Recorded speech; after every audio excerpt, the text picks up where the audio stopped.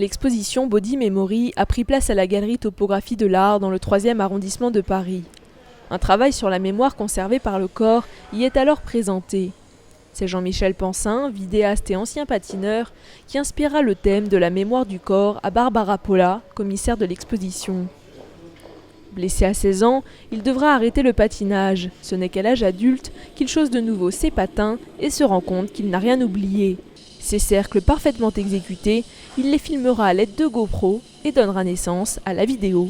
Le thème de Body Memory vient de plusieurs travaux d'artistes qui m'ont été soumis récemment et qui m'ont inspiré ce thème. Je suis médecin moi-même, donc tout ce qui touche au corps m'intéresse au plus haut point.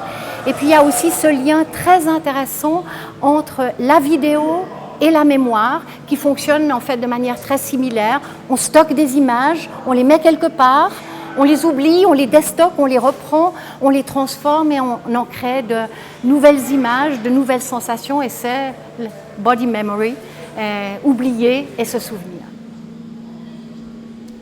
La plupart des vidéos ont un lien avec le thème sans pour autant avoir été créées spécialement pour l'exposition.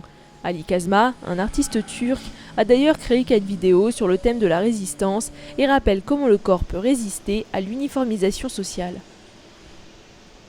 When I started working on this series, I was thinking of the way in which we as individuals can resist all sorts of different types of oppressions and manipulation that exists in our societies these days, in our age. And I was thinking of particularly in terms of how the body can provide us with an authentic experience that can actually resist these temptations, these manipulations. And in this way I started to do research on the different possibilities, the different experiences the body is open to, and that's how actually this series started. Du sujet sur les souvenirs d'un prisonnier, de l'espace de sa prison en passant par la maladie d'Alzheimer ou encore Kimbaku, toutes les vidéos se répondent. Un jeu s'installe alors sur les dimensions et l'espace et donne un cheminement à l'exposition.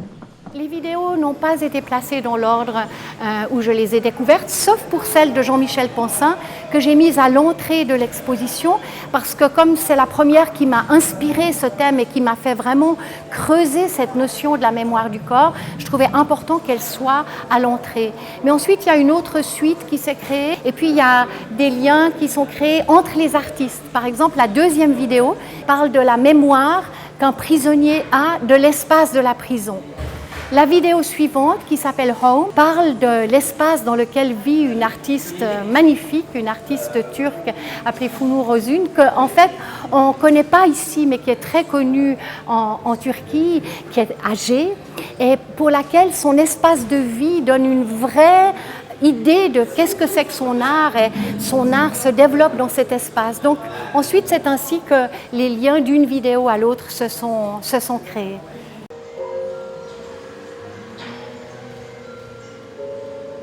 L'exposition se compose de 13 vidéos, des poèmes et des dessins. Au centre des différents fonds sonores, le visiteur est alors plongé au cœur de la mémoire et prend conscience de son corps et de son être intérieur.